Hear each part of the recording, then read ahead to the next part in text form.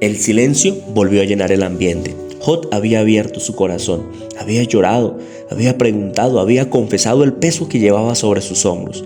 Pero sus amigos seguían convencidos de una cosa: Jod estaba equivocado. Entonces habló el segundo amigo, Bildad. Su tono fue más directo, más duro, más frío. Ni siquiera comenzó consolando a Jod, comenzó corrigiéndolo. ¿Hasta cuándo seguirás hablando así? ¿Hasta cuándo tus palabras serán como un viento impetuoso? En otras palabras, Jod, deja de quejarte, lo que dices no tiene sentido. Y enseguida lanzó una afirmación que nadie podía discutir: Dios nunca tuerce la justicia, el Todopoderoso jamás hace lo malo. Y tenía razón, Dios es justo, siempre lo ha sido, siempre lo será. Pero entonces Bildad dio un paso demasiado lejos. Miró a Jod y prácticamente dijo: si tus hijos murieron fue porque pecaron. Qué palabras tan devastadoras. Imagínate escuchar eso.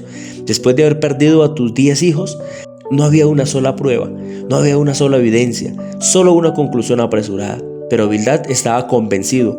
Para él todo era muy simple. Si algo malo ocurría, es porque alguien hizo algo malo. Entonces continuó: si tú buscas sinceramente a Dios, si eres realmente limpio y recto, Él restaurará tu vida. Incluso añadió algo que sonaba esperanzador: aunque tu principio haya sido pequeño, tu final será muy grande. Qué hermosa palabra. Lástima que estaba siendo utilizada en el momento equivocado, porque Bildad estaba condicionando la restauración de Jod a un pecado que Jod nunca había cometido. Después apeló a la sabiduría de las generaciones pasadas. Pregunta a los antiguos, escucha la experiencia de quienes vivieron antes. Y comenzó a usar varias imágenes. Dijo que una planta sin agua se seca rápidamente, que la telaraña parece fuerte, pero se rompe con facilidad, que quien pone su confianza lejos de Dios, tarde o temprano caerá. Todo eso era cierto, pero seguía sin explicar el caso de Jod, porque Jod no era un hombre apartado de Dios, era precisamente lo contrario.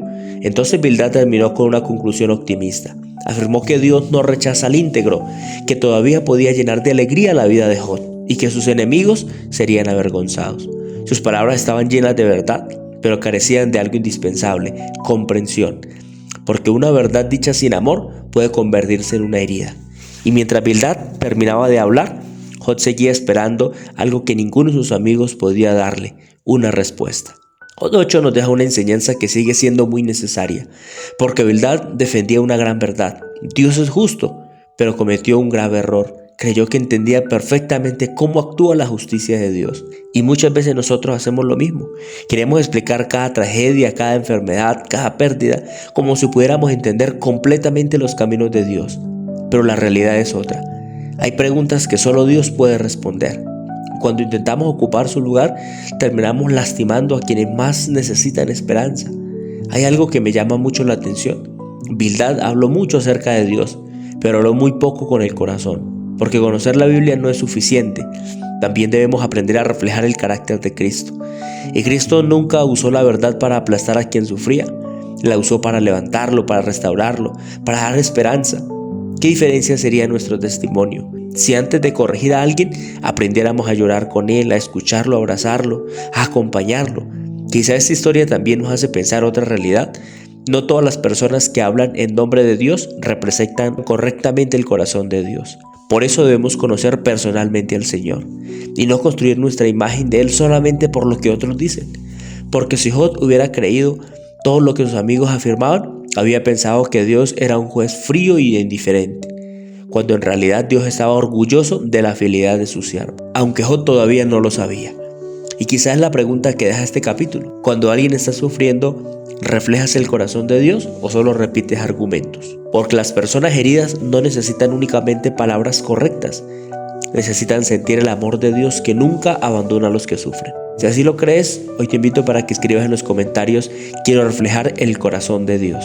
Porque el mundo necesita menos personas que condenen y muchas más personas que amen como Jesús. Y si este mensaje habló a tu corazón, compártelo, porque alguien necesita descubrir que Dios es mucho más compasivo de lo que muchas veces imaginamos. Y sígueme, porque el próximo capítulo Jod responderá nuevamente, pero esta vez hará una de las declaraciones más profundas de todo el libro. Reconocerá la grandeza de Dios y al mismo tiempo confesará la impotencia del ser humano delante de Dios. Una reflexión que sigue conmoviendo a millones de personas hasta el día de hoy. Recuerda, aquí compartimos la palabra de Dios todos los días, capítulo a capítulo. Dios te bendiga.